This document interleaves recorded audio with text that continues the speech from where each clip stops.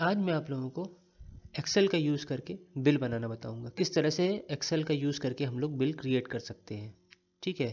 अगर जैसे मान लो कहीं आप लोग शॉप पे जाते हैं, जैसे विशाल मेगा मार्ट या इस तरह की कोई जो आउटलेट पे जाते हैं जहाँ पर दिया होता है कि मतलब सेल लगी होती है, तो वहाँ पर किस तरीके से आपका अमाउंट क्रिएट होता है। अगर आप सामान वहाँ ख़रीद रहे हैं, उस पर किस पे कितना डिस्काउंट मिला है, अलग अलग चीज़ों पे अलग अलग डिस्काउंट है, तो किस तरीके से वहाँ पर बिल क्रिएट होता है वो बताएंगे। हालांकि वो बिल आपको नहीं क्रिएट करना होता है, लेकिन किस तरीके से अगर ऐसे इसमें एक्सेल में क्रिएट किया जाता है वो इसमें आपको इस वीडियो के थ्रू बताया जाएगा। तो सबसे पहले एक एक्सेल फाइल ओपन करते हैं।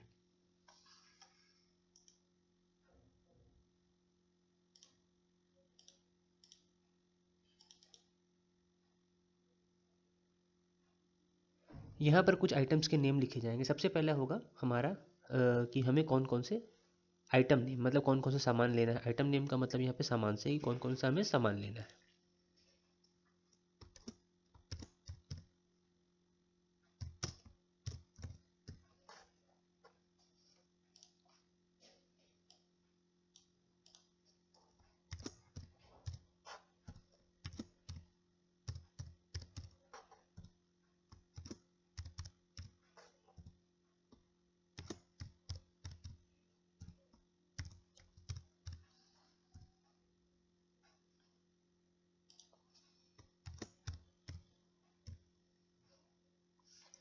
आइटम नेम में वो जो सामान हमें खरीदने हैं उसके नाम लिखे जाएंगे। कॉस्ट में यहाँ पर एक एक का नाम लिखा जाएगा, मतलब जैसे जैसे जैसे एक पेन है तो एक पेन की कितनी कॉस्ट है वो लिखी जाएगी।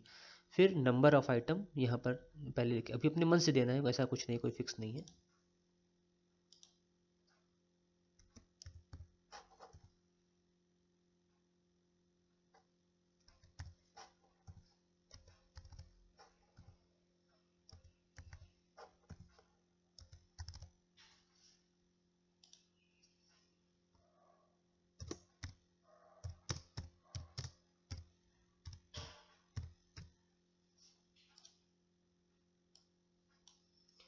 नंबर ऑफ आइटम से मतलब है कि हमने ये पेन कितने पेन लिए हैं। जैसे ये 100 रुपये का एक पेन है तो यहाँ कितने पेन लिए हैं वो लिखे जाएंगे।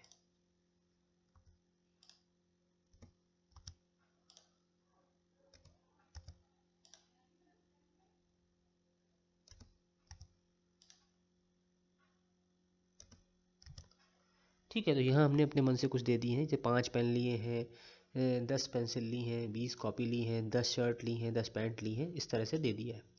अब ये 5 पेंसिल की कितनी टोटल कॉस्ट आएगी उसको कैलकुलेट करेंगे एक्सेल का ही। भाई एक पेंसिल 100 रुपये की तो 5 पेंसिल 500 रुपये की है, लेकिन इसको हम कैलकुलेट ऐसे नहीं करेंगे मन में, हम इसको एक्सेल के थ्रू करेंगे।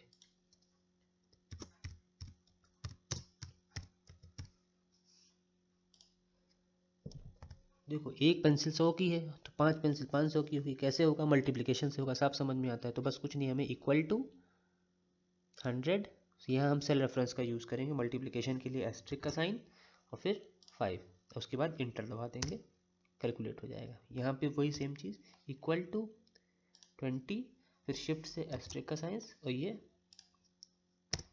ठीक है, तो ये यहाँ पर हम सेल रेफरेंस का यूज़ करके, मैंने आप लोग को बताया था पिछली क्लास में कि जो सेल का एड्रेस होता है उसको सेल रेफरेंस कहते हैं।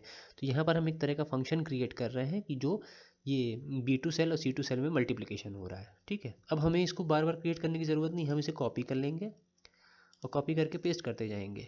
ऑटोमेटिकली अपने आप होगी, हर उसमें एक ही चीज़ हो रही है। ठीक है, उसके बाद ये एस्केप बटन से ये हट जाएगा। देखो आप यहाँ देखें, यहाँ B2 C2 से मल्टीप्लाई हो रहा है, B3 C3 से हो रहा है, B4 C4 से हो रहा है। ठीक है, B5 C5 से हो रहा है, B6 C6 से हो रहा है। तो ये एक्सेल की एक बहुत बड़ी प्रॉपर्टी है कि हम जब भी कोई फंक्शन कोई फार्मूला क्रिएट करते हैं अपने तरफ से, तो ये जो सेल का एड्रेस होता है ऑटोमेटिकली अपने आप चेंज हो जाता है। हमने एक पे क्रिएट किया, उसी को कॉपी पेस्ट किया और उसने अपने आप से बाकी सारी ये एक्सेल की मतलब क्वालिटी है। इसमें मैंने कुछ नहीं किया, ये एक्सेल ऐसा करता है कि वो अपने आप से सेल के एड्रेस को चेंज करता है। तो हमने हमने पहले यहाँ पर मल्टीप्लाई किया था, यहाँ पे किया था, उसी को उठाकर बाकी कॉपी कर दिया, वो अपने आप से चेंज होता चला गया। ठीक है, तो इस तरह से टोटल कॉस्ट निकल आई कि पेन है, जो हमने 100 रुपये का एक पेन है तो हमने 5 रुपये, तो 500 रुपये के पेन लिए, 200 रुपये की पेंसिल्स ली हैं, कॉपी ली है 4000 रुपये की, और शर्ट ली 5000 रुपये की, और पैंट लिए 6000 रुपये की। अब यहाँ पर हमको डिस्काउंट परसेंट देना है कि डिस्काउंट हमें किस पे कितना डिस्काउंट मिला है। ये चीज़ अपने मन से दी जाएगी।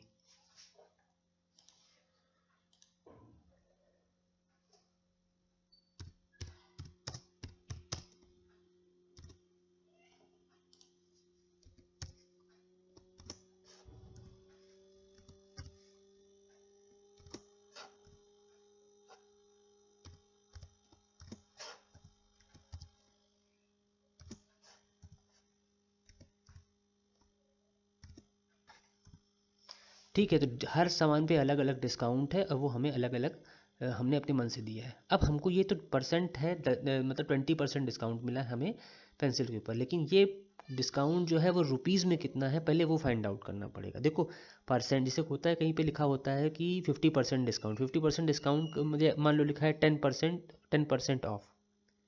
10% ऑफ का मतलब ये है कि मान लो 100 रुपये की चीज़ है तो हमें 90 रुपये देने होंगे हमको। हम 100 रुपये का 10% निकालेंगे, वो आएगा 10 रुपये। तो जो आएगा वो मेन एक्चुअल कॉस्ट में से माइनस होता है। 100 रुपये का सामान है तो हमें 90 का पड़ता है, वो हमें 10 रुपये का नहीं पड़ता। 10% ऑफ का मतलब ये नहीं कि हमें 10% का 10 रुपये का पड़ेगा। जो टोटल अमाउंट है उसका उतना परसेंट निकालेंगे। 100 रुपये का 10% निकालेंगे तो 10 रुपये आएगा, तो मतलब 10% हमें डिस्काउंट मिलेगा, मतलब 10 रुपये हमारे माफ़ हो जाएंगे। तो वही चीज़ हम यहाँ पे करेंगे कि 500 को 20% से मल्टीप्लाई कर देंगे तो जो आएगा वो पैसा हमारा माफ़ हो जाएगा। उसके लिए भी हम लोग वही मल्टीप्लिकेशन का ही यूज़ करेंगे। तो ये जो निकलेगा, ये वाला कॉलम में जो आएगा वो होगा डिस्काउंट इन रुपीज़। ये डिस्काउंट इन परसेंट है, 20% डिस्काउंट है, लेकिन रुपीज़ में वो कितना है ये हमको पता लगाना पड़ेगा।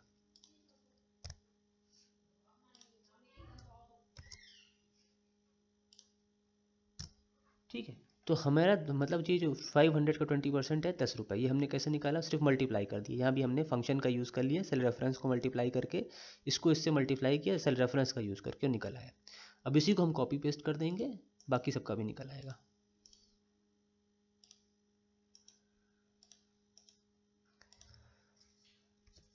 अब ये जो 100 रुपीज़ हैं ये हमारे माफ़ हुए हैं, मतलब 500 रुपये का सामान हमने लिया तो उसमें 100 रुपये हमारे माफ़ हुए हैं। 200 का सामान लिया उसमें 60 रुपये माफ़ हुए हैं। यहाँ पर हमने 4,000 का सामान लिया उसमें 800 रुपये माफ़ हुए हैं। तो अब ये हमारा इस टोटल कॉस्ट में से ये माइनस हो जाएगा। भाई अगर हमें 20% का डिस्काउंट किसी चीज़ पे मिलता है तो उसका मतलब ये होता है कि हमें 80% उसका देना है, मतलब जो एक्चुअल कॉस्ट है उसका 20% निकाल के उसी में से माइनस हो जाता है। डिस्काउंट का यही रूल ही होता है, चाहे आप कहीं से भी डिस्काउंट वाला सामान खरीदते हैं। ठीक है, तो ये एक्चुअल कॉस्ट थी और ये था डिस्काउंट। अब ये डिस्काउंट इसमें से माइनस हो जाएगा तो जो आएगा वो होगा हमारा अमाउंट जो हमें देना है।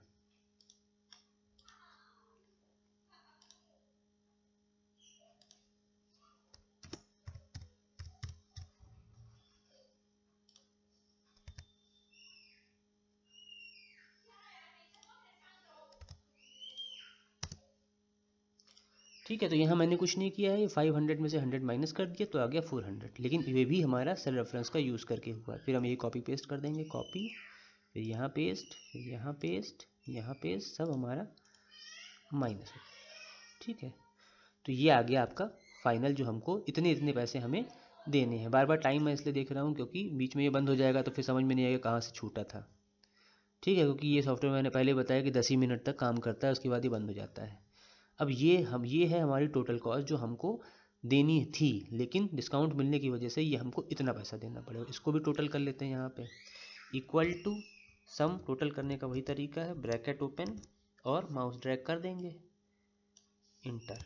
ये देखो ये आ गया टोटल जो जो देना था। अभी कितना देना है, इक्वल टू सम, शिफ्ट से ब्रैकेट ओपन और उसके बाद ये माउस ड्रैग, इंटर। इतना पैसा हमें, मतलब इतने का सामान था इतना पैसा हमें देना पड़ा। ठीक है, तो ये एक बहुत इम्पॉर्टेंट चीज़ होती है हमारी एक्सेल की। इसमें हम लोग ये इस तरह का क्रिएट करते हैं, पूरा एक बिल बनाते हैं। ठीक है, तो ये बिल बनाने का पूरा पूरा एक फॉर्मेट है और मुझे लगता है कि आप लोगों को समझ में आ गया होगा। हालांकि प्रैक्टिकली करने में ज़्यादा समझ में आता है, लेकिन अब वो चीज़ पॉसिबल तो है नहीं, तो इसलिए इसी से काम चलाना पड़ेगा फ़िलहाल के लिए।